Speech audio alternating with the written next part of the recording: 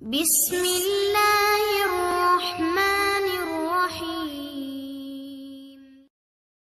جب بھی اللہ تعالیٰ کی زمین پر کسی انسان نے تکبر کیا، ظلم کیا، تو اللہ تعالیٰ نے اس کو نشان عبرت بنا دیا۔ تو ویسے حضرت موسیٰ علیہ السلام کے زمانے میں قبطوں امارک سے مصر کا بادشاہ بنا، جس کا نام ولید بن مذہب بن ریام تھا، جس کو پوری دنیا فرعون کے نام سے جانتی ہے۔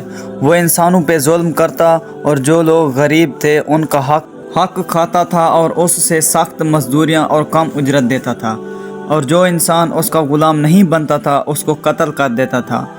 تو بس اللہ تعالیٰ نے اپنے نبی موسیٰ کو حکم دیا کہ اے موسیٰ، فرعون تک پیغام پہنچاؤ کہ وہ انسانوں پر ظلم نہ کرے، ورنہ اللہ کا عذاب اس کو لے ڈوبے گا۔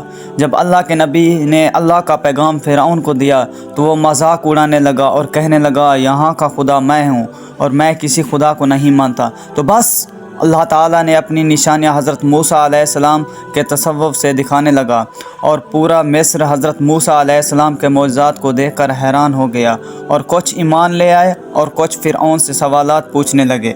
اور فرعون موسیٰ کے معجزات کو دیکھ کے اس بات تک آ پہنچا کہ آج میں موسیٰ اور اس کی قوم کو قتل کر دوں گا۔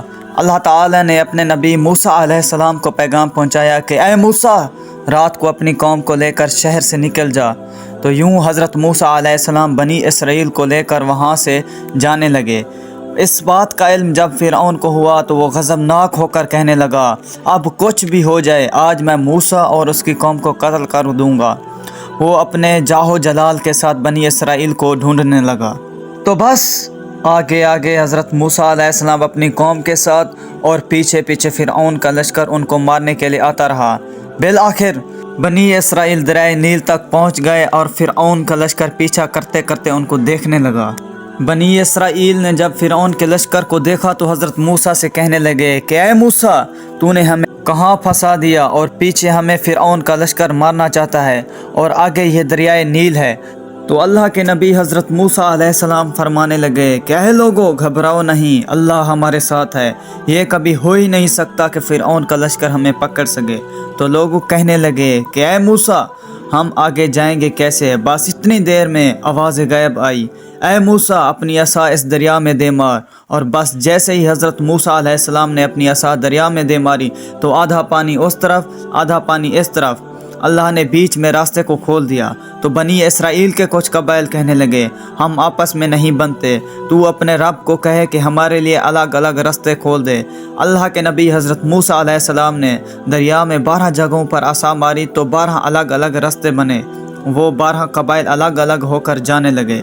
جب یہ منظر فرعون اور اس کے لشکر نے دیکھا تو ان رستوں پر وہ بھی جانے لگے، اور جیسے حضرت موسیٰ بنی اسرائیل کے ساتھ دریا کے اس پار پہنچے اور دریا کے بیچوں بیچ فرعون اور اس کا لشکر موجود تھا، تو اللہ نے پانی کو پھر سے حکم دیا اب ویسے ہو جا جیسے پہلے تھا۔ تو بس پانی پھر سے مل گیا اور فرعون اور اس کا لشکر ڈوب کہ مرنے لگا۔ یہ پورا منظر موسیٰ اور اس کی قوم دیکھ رہی تھی تو اللہ تعالیٰ کا شکریہ ادا کر رہے تھے۔ اتنی دیر میں فرعون چیخ کر کہنے لگا کہ میں بھی موسیٰ اور ہارون کے خدا کو مانتا ہوں، میں بھی ایمان لاتا ہوں۔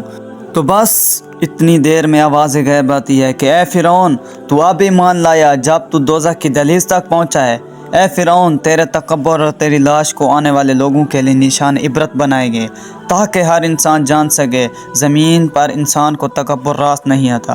آج بھی فرعون کی لاش کو اللہ تعالیٰ نے سنبھال کر رکھا ہوا ہے تاکہ جان سکے دنیا والے۔